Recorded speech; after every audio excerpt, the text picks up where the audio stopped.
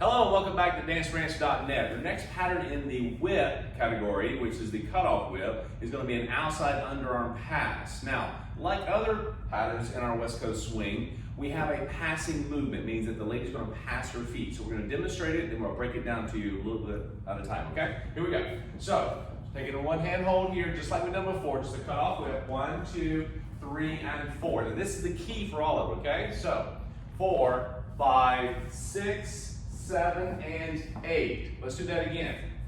1, 2, 3, and 4, 5, 6, 7, and 8. Yes? Let's give you a different angle.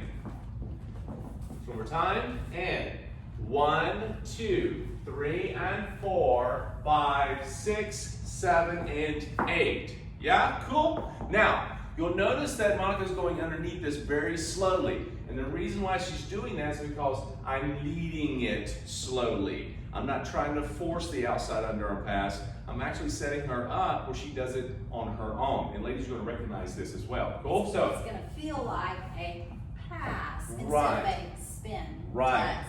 This is not influencing her to actually rotate any faster. It's taking her time and feathering it out, if you will. So, getting back, it all comes down to that last piece. 1, 2, 3, and 4. Again, we've gone over this with the whip at the very beginning, and we just want to make sure we get the very middle to end on this. Okay, this is the variation. So we're here on count 4. Now, depending on your hand, gentlemen, it's on the outside of the shoulder. It could be underneath or arm on top.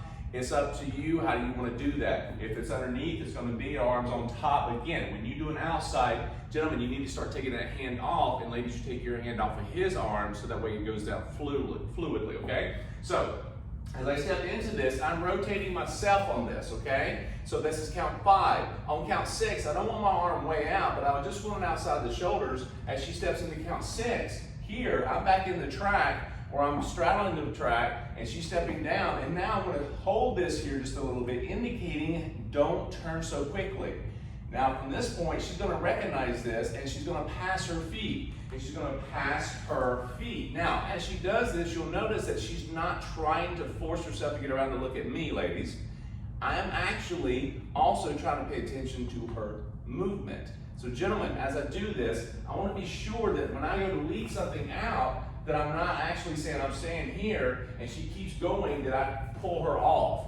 If I need to move toward her, I have a 7 and 8 triple step to do so. So I go 6, 7, and 8.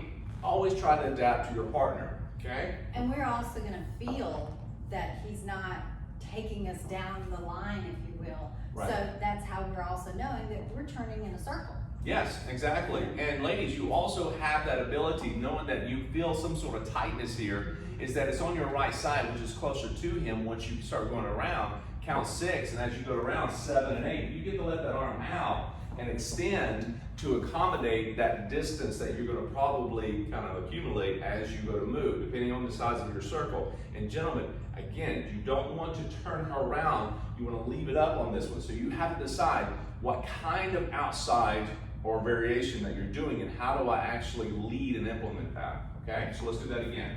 So we're going 1, 2, 3, and 4 here. Rotate 5, 6, and then you're going to go under 7 and 8. And notice the ladies are just passing their feet, passing the feet, and that's the point of pass, underarm pass, okay? Let's give you a different angle. So once more, as we go through this, we're just kind of getting to this point here, count 4. Turning open, 5, 6, here. And now notice I'm looking at her the whole time and extend my arm in front. Now she gets to take her time because I'm not doing anything, allowing her to go. And 7 and 8. So I'm just allowing it to stay up. She goes underneath. So that is key. Once I put it up 5, 6, I hold it out there. As soon as she feels like he's not doing anything, underarm pass. Cool? So you're going to know a difference between this and the underarm turn, which is coming up next, okay? So go back, rewind this as much as you need to, practice it, get it down to where you feel comfortable, and then come on back for the next pattern.